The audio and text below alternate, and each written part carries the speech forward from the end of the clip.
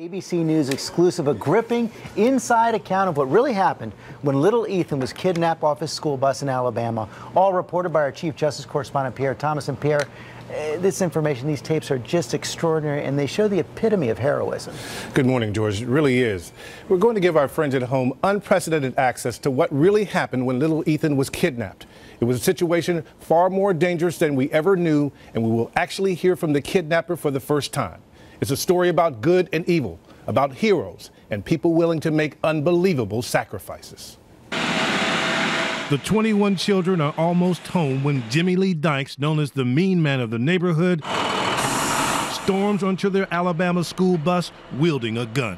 I need 2 boys, 6 to 8 years old, 2 boys, come on. Dykes wants to kidnap the children. Bus driver Charles Poland resists the man he thought was his friend. It's all caught on tape, heard here exclusively for the very first time. Can't do it. Do it! Sorry. You're gonna have to shoot me. I thought you would have killed me. No. Do it! Do it! It's my responsibility. I can't help that. Kids on That's the it. I bus. can't help I it. can't turn them over to somebody else. Unrelenting, Dykes turns to the children. Come here, kid. The 2 in the back seat. You, the girl, and that boy right there. Come here. Then Dykes locks in on a 5-year-old boy named Ethan, sitting directly behind the driver.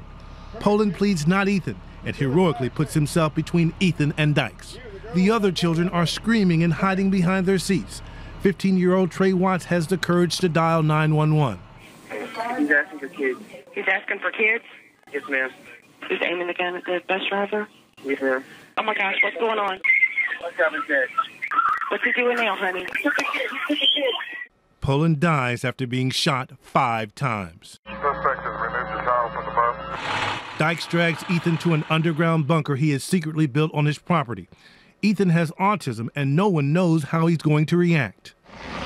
And an army of 300 law enforcement descends on the scene, stunned by what is happening in this tiny town of Midland City, and a 6-day siege begins.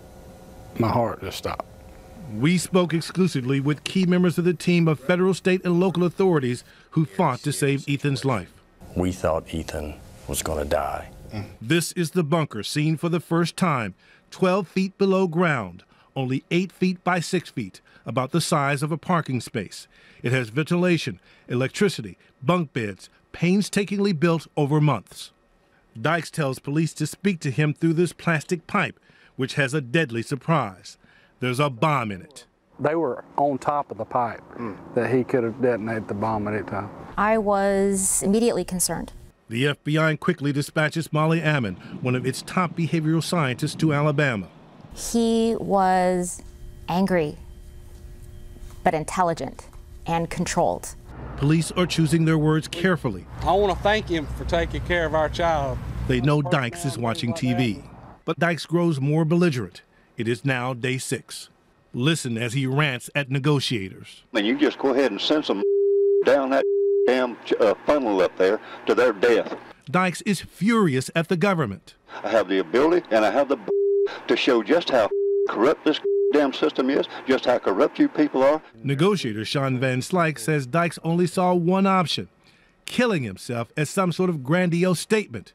And there's a bizarre twist. His intent was to have a female reporter down there with him and that she would hold his hand.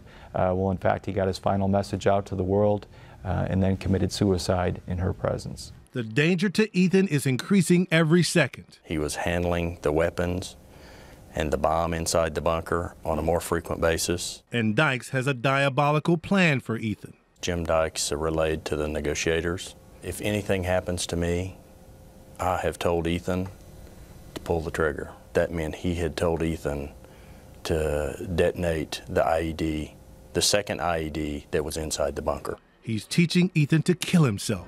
It's decision time. The tactical team would have to rescue Ethan by force. The job falls to Commander Kevin Cornelius and his team, men with families. That certainly isn't lost on me. The majority of them have children as well. In the command post, when the authorities were granted to execute the plan, there was silence. The team breaches the bunker with a stun grenade. Dykes detonates the perimeter bomb. They immediately received gunfire from Mr. Dykes. There was a IED inside the bunker as well? Yes, sir. He was in the process of trying to detonate it. For several minutes, no one at the command center knows what's happening. Quiet. Quiet. I think we were all praying. Dykes is shot and killed in the confrontation. Ethan and the agents are okay, remarkably sustaining no major injuries. There was so much joy at saving Ethan, but everyone's thoughts quickly returned to Mr. Poland, the bus driver who laid down his life for his friend Ethan.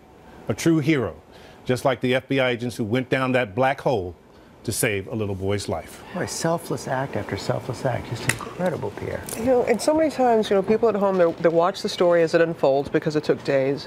They have no idea until seeing your piece right now what really happens, and I'm glad that Ethan is doing all right. And we do need to remember the bus driver and all this. Indeed. In fact, during those interviews, I was struck by how these veteran law enforcement officers all had tears in their eyes during the entire process. It's that human element we forget. I mean, they're family men and women as well. Indeed. Remarkable. Thank you for bringing that to us. Thank you. And you're going to have a lot more tonight on World News and 2020. Looking forward to it. Okay, Pierre, thank you.